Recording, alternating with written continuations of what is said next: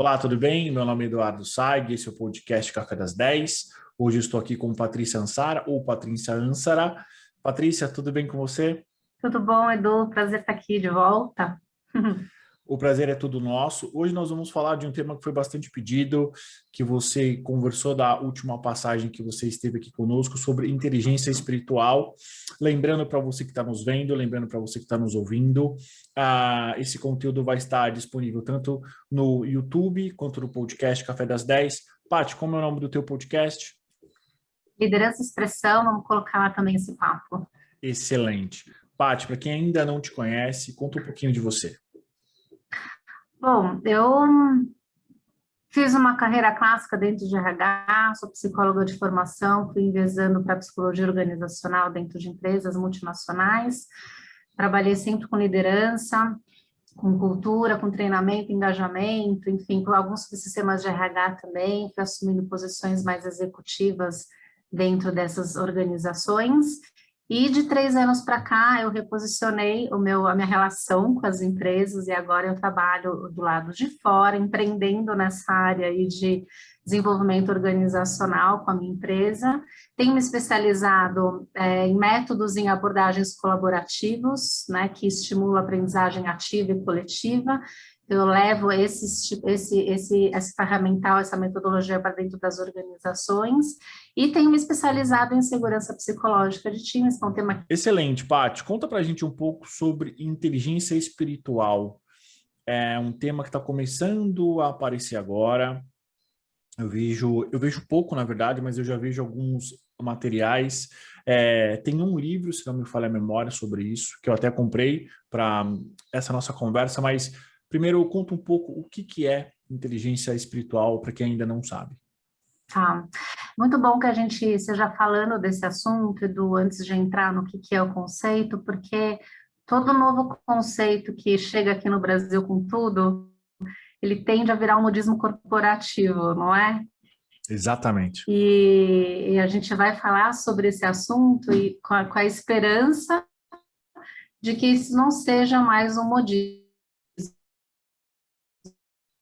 né? De que realmente seja o nosso dia a dia, forma de fazer trabalho. Inteligir novos sentidos para a nossa experiência, tá? Então, de transcender o que é a nossa vida aqui no material, né, no que a gente vive de concreto, e reformular ou até transformar a maneira como a gente compreende algo. E é muito pouco falado, eu acho que primeiro porque tem uma confusão aí sobre se é religião, se é esoterismo, se é misticismo, né? Quando a gente fala de espiritualidade, né, a gente já começa a falar que tem um papo de religião, enfim. Então, acho que também é muito pouco falado e também é assimilado por questões relacionadas a essa, mas eu acho que principalmente porque a gente vive numa cultura muito do campo da razão, né, onde a nossa inteligência intelectual, racional, ela é muito valorizada. E aí a inteligência espiritual vem convidar a gente para uma consciência maior, né, para um outro nível de consciência. Então, acho que é isso, é a nossa capacidade que o ser humano tem, né, de encontrar novos sentidos, né, para a nossa existência. Excelente, Paty. Para quem não sabe, a gente tem 3 tipos de inteligência, né? E aí eu gostaria que você falasse das duas mais tradicionais, a inteligência racional e a inteligência emocional, que ganhou bastante destaque nos anos 90, né? Conta para Sim. a gente, rapidamente também, porque eu acho que a gente deve focar muito na inteligência espiritual. Conta quais são essas duas inteligências e como que essas 3 inteligências elas se interrelacionam. Ah. Então, a gente tem inteligência racional, como se fala, o QI, né, que é mais conhecido como QI, que apareceu aí lá no início do século XX, uma inteligência relacionada à nossa capacidade de resolver problemas lógicos, né, com problemas lineares, problemas racionais, né, então, e é uma inteligência que todo mundo conhece, até porque ela foi ultra valorizada, ainda né, muitos psicólogos elaboraram testes que medem, né, o nível de QI, organizações começaram a trazer esse teste. Eu acho até que em algum momento eu devo até ter aplicado esse teste, sei lá nos passados da minha vida de empresa, mas enfim. E aí é um teste que mede, né, esse nível de inteligência e muito valorizado. Falava-se que quanto maior o nível de QI da pessoa, mais inteligente ele seria, e essa inteligência, conhecida na época, já trazia um olhar de que se a pessoa é inteligente, então ele indica que tem habilidades e talentos que a gente precisa, tá? Então, habilidades e talentos, ela era relacionada à inteligência intelectual, né, ou racional, como você fala, o QI lá atrás. E aí, no meados dos anos 90, o Daniel Goleman, que a gente conhece, popularizou, né, os termos de inteligência emocional. Na verdade, ele trouxe à luz, né, algumas pesquisas importantes realizadas de neurocientistas, de psicólogos, enfim, e a relevância dessa outra inteligência que pouco se falava, e que dizia que não basta só a gente ter inteligência intelectual, saber resolver problemas A mais B, mas a gente precisa saber lidar com as situações que elas acontecem na nossa vida em relação a outras pessoas e quais são os gatilhos internos que a gente tem emocionais, né? E como é que a gente gerencia esses gatilhos internos para poder conviver bem dentro de uma situação, sozinho ou com outra pessoa. Então, ele começa a convidar a gente para um caminho de autoconhecimento, né? Quais são os meus motivadores, como é que eu funciono, como que eu me regulo, quais são os meus gatilhos dentro daquela situação que eu estou vivendo. Né? A diferença entre o consciente espiritual, a inteligência espiritual, tomando como base essa conversa do Daniel Goleman, né, como é que a gente funciona dentro de um contexto, ela convida a gente para transcender esse limite de contexto. Né? Então, qual é o sentido que eu dou para esse contexto? Eu brinco com os limites do contexto que eu estou vivendo, eu encontro sentido fora daquilo que eu estou vivendo, mas me provocando a pensar se eu quero viver aquilo, que sentido tem aquilo, o que aquilo está me ensinando, né? Então, num olhar mais provocativo e não limitador, né? Então, é uma inteligência que transcende barreiras, assim, né? Ela pensa na gente num espectro, né, mais amplo, que não é só aquilo daquele momento, né? Então, acho que um pouco de ressignificar, né, aquilo que eu estou vivendo. E são conceitos, né, Edu, que é complicado, porque são conceitos que se popularizaram muito quando a gente fala de ressignificação, né, de espiritualidade, são conceitos que foram banalizados ao longo do tempo pelo uso inadequado e que a inteligência espiritual convida a gente a falar sobre eles, né? Exatamente, foi muito prostituído, os termos foram muito prostituídos por eventualmente pessoas que não tinham profundidade para falar deles, né? E aí eu acho que toda essa transformação que nós estamos passando, transformação talvez não, todo esse momento que nós estamos passando, eu acho que fez com que a gente sentisse mais necessidade de olhar para dentro, né? Porque querendo ou não, estamos sozinhos, né? A gente não tem o nosso colega do lado para a gente conversar. Então, eu acho que tudo que é relativo ao ser humano, que eventualmente ficou um pouquinho para trás, está começando a surgir agora, ressurgir agora com talvez mais importância, né? Paty, Mas não necessariamente a gente consegue, né? Porque tem a questão da inteligência. Isso que você falou é muito legal, Edu, porque assim, não é porque tem essas três inteligências que elas funcionam. Claro que o nosso cérebro, em condições ideais, seriam que elas funcionassem, cooperassem entre si o tempo inteiro. Mas elas não são uma pré-requisito da outra ou interdependentes nesse nível. Apesar de elas acionarem lugares do nosso cérebro diferentes, não basta ter alto QI e que então eu vou ser, né, uma pessoa de QI alto, né, de inteligência espiritual alta. E nem o contrário, mas a inteligência espiritual ela é base, né, ela é embasamento para a gente desenvolver o QI e o QE, né, inteligência emocional. Exatamente. Paty, provavelmente é a pergunta de ouro, né? Como é que a gente desenvolve inteligência espiritual? Bom, em primeiro lugar, eu acho que a gente começar a questionar dentro da gente quais são o que está nos prendendo a padrões e hábitos de pensamentos lineares e racionais e que nos impede de experimentar outros contextos, né? Quando você fala assim, a gente está vivendo um convite de olhar para dentro, tem isso, como é que eu olho para dentro, mas tem que encontrar um significado para isso que a gente está vivendo também. Senão eu entro num processo de vitimização, de culpabilização. É o coronavírus, é o morcego, é a China, é a pandemia, é o governo, é o concorrente, né? Então, eu não desenvolvo inteligência espiritual se eu estiver ainda muito apegado a questões materiais, que a gente fala egocêntras, né? E eu não expandir, né? Não encontrar um significado que é maior do que isso. Então, a gente começa desenvolvendo inteligência espiritual, trabalhando no nosso estado de curiosidade, em primeiro lugar. A coragem interna de entender, de olhar o que mais que tem que eu não estou enxergando, o que isso está trazendo para o meu aprendizado, e esse estado de curiosidade que a inteligência espiritual nos convida a imaginar algo que ainda não foi realizado, mas que tem um simbólico muito importante para a gente encontrar significado, né? Porque a gente é um ser sempre em busca de significados. Então, se a gente ficar só achando que a felicidade, a realização está nas coisas que a gente conquista materialmente, uma hora vai dar pânico. As grandes crises de meia-idade, ou cada vez mais cedo, né, as gerações que estão tendo essas crises mais cedo, são existenciais, né? Então, como é que a gente desenvolve? Com presença, Edu. Participação com inteireza, né? Com presença, com estado de consciência ali. Aquela coisa de valorizar pessoas que são multitarefas, né? Já vai cair em desuso, porque ser multitarefa não traz a pessoa para o estado absoluto de presença. Como é que eu pratico o estado de presença?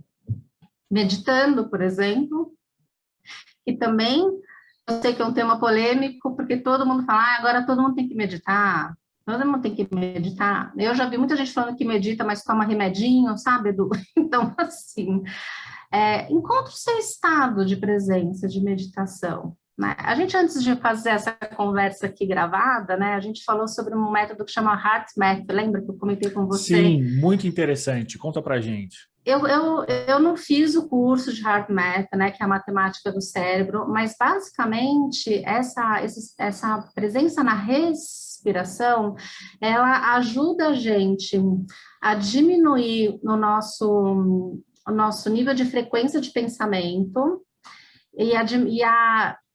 na verdade, a nivelar o nosso nível de presença de pensamento, de frequência de pensamento com o nosso nível de frequência cardíaca, tá? Porque o nosso cérebro tem essa capacidade, certo, de fazer isso. Quando essa respiração a gente nivela, quando essa frequência é nivelada, reduz a pressão arterial, e a redução da pressão arterial desacelera o metabolismo, que reduz o nosso estresse e amplia a nossa capacidade de criatividade, de percepção, de intuição e de insights.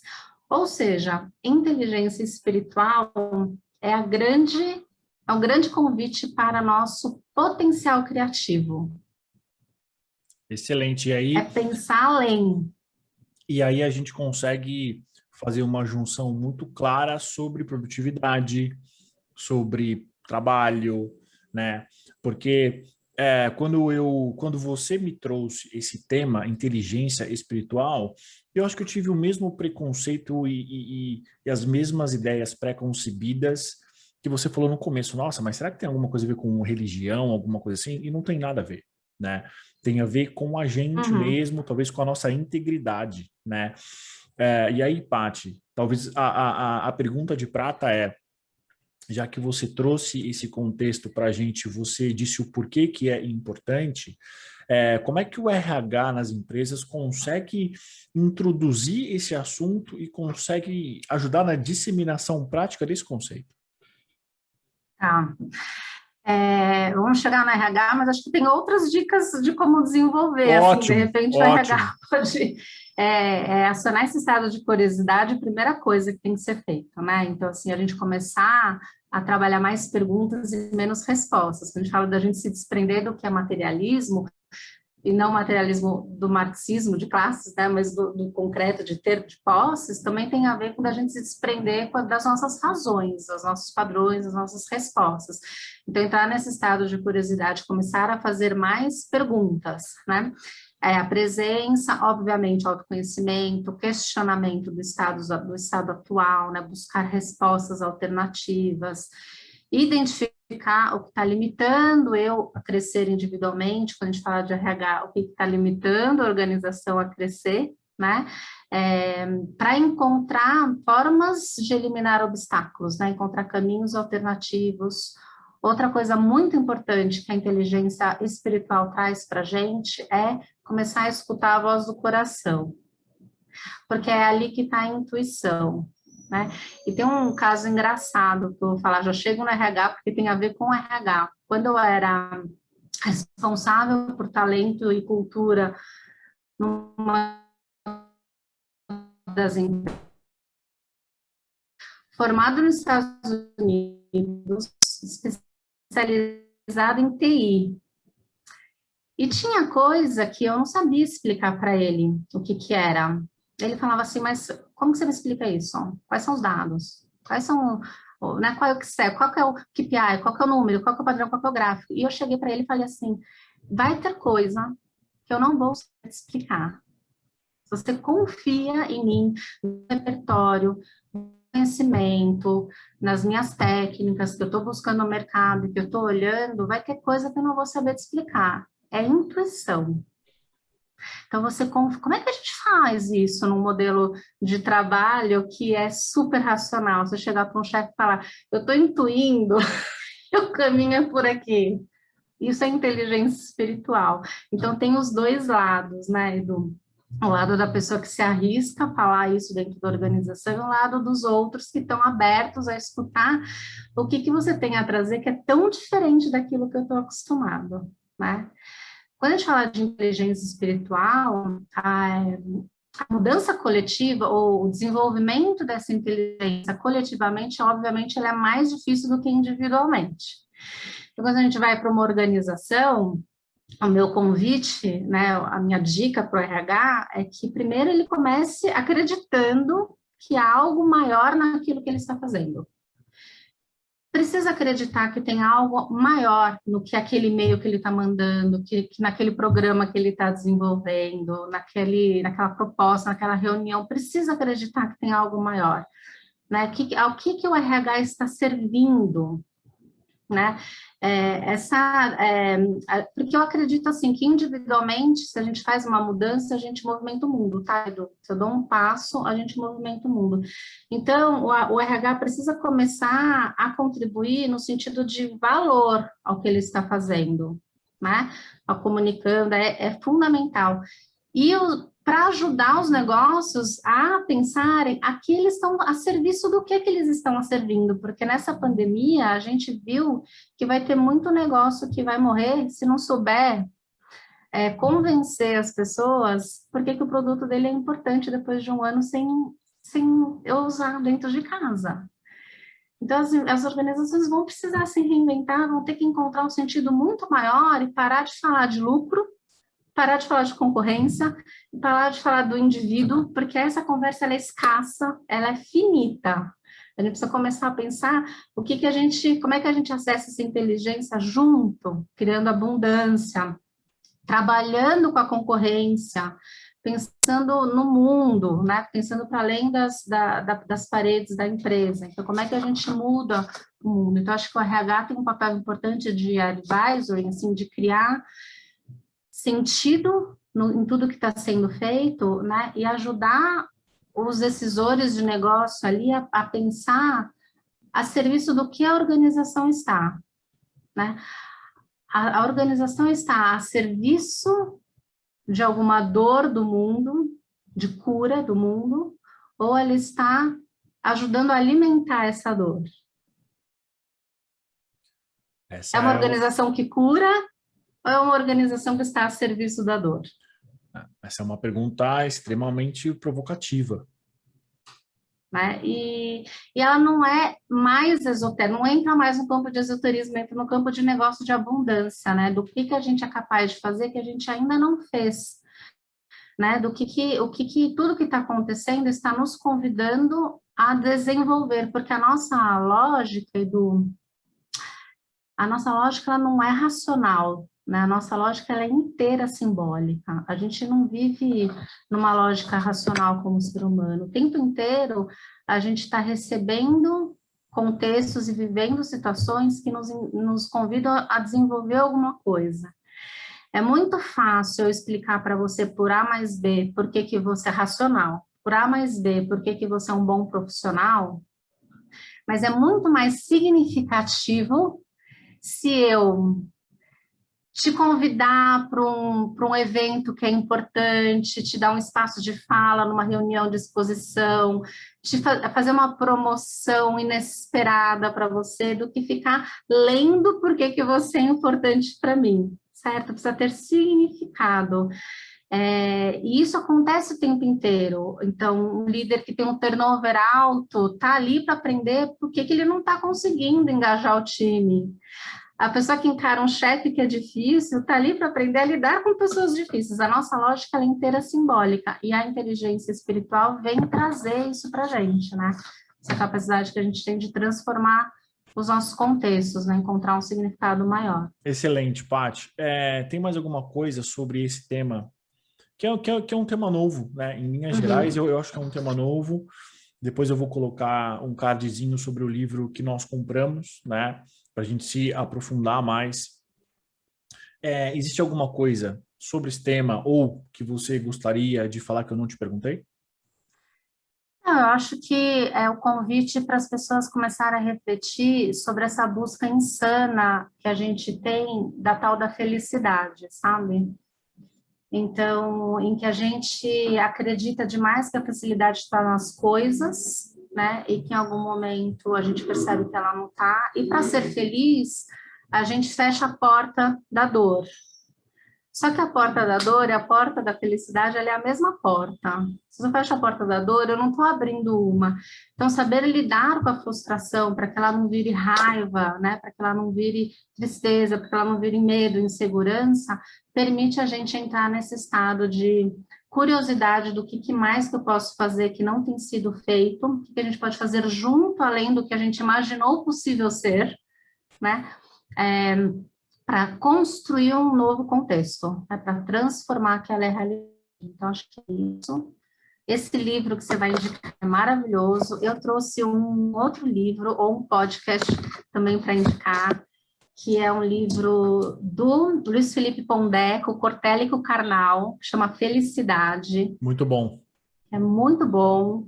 Eles foram os três falar desse livro no programa da Conversa com o Bial, então no podcast Conversa com o Bial também dá para escutar esse papo que eles tiveram sobre esse livro que eles escreveram juntos, então é muito bom, super indico também. Edu, mensagem final para o RH. O RH precisa ajudar as organizações a serem corajosas, aos times a viverem essas práticas corajosas, né, diariamente, com muito diálogo, com muitas perguntas, com muita segurança psicológica, para dar espaço para esse potencial criativo, coletivo, emergir, senão vai ficar todo mundo fazendo o que sempre fez, preso a padrões antigos. Muito bom.